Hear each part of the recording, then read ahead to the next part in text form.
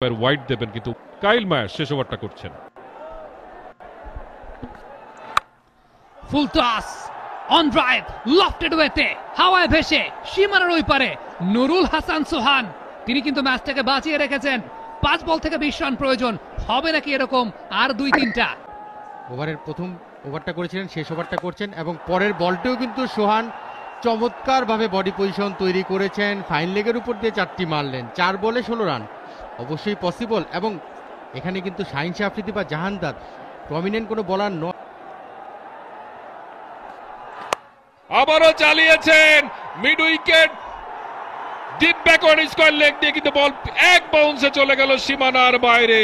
পার্থক্যটা খুব বেশি নাই, সো ব্যাটারের জন্য আইডেন্টিফাই করাটা খুবই সহজ, খুবই সহজ, বিশেষ করে বল যখন পুরানো হয়ে গেছে। যাচ্ছেন কাইল মায়ার্স, প্রস্তুত নুরুল হাসান সোহান, ক্রিজের ডেপথটা ব্যবহার করেছেন। What a shot, what a shot, what a display of batting! Nurul Hasan Sohan, মনটাকে আপনি জয় করে ফেলেছেন। এই মুহূর্তে দর্শকরা কিন্তু এখনো পর্যন্ত রংপুর রাইডার্স রয়েছে 2 বল থেকে 6 রান। কাইল মায়ার্স আসছেন, এই বলটি যদি হাওয়ায় ভাসিয়ে বাউন্ডারি ক্লিয়ার করতে পারেন কিনা দেখা যাক। 1 বল আগে ম্যাচটা জিততে পারে কিনা ওখানে। বলতে বলতে চমৎকার প্লেসমেন্ট, বল কিন্তু সীমানার দিকে যাচ্ছে। 4! যেটা বলছিলাম, কাইল মায়ার্সের স্লোয়ার এবং স্টক পেসের মধ্যে পার্থক্য খুব বেশি নাই।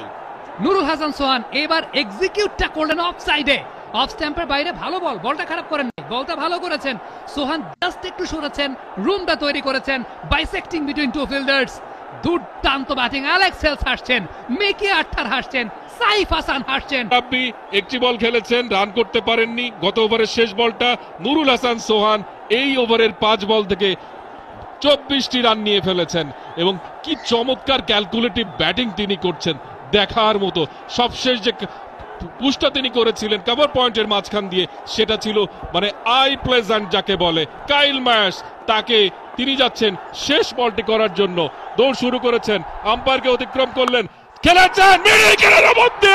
বিশাল জয় রংপুর রাইডার্স, শেষ বলে এসে তারা ম্যাচটা জিতে নিল 3 উইকেটে। অসাধারণ ম্যাচ, সিলেট পর্বে প্রথম এক্সাইটিং ম্যাচ যেটা শেষ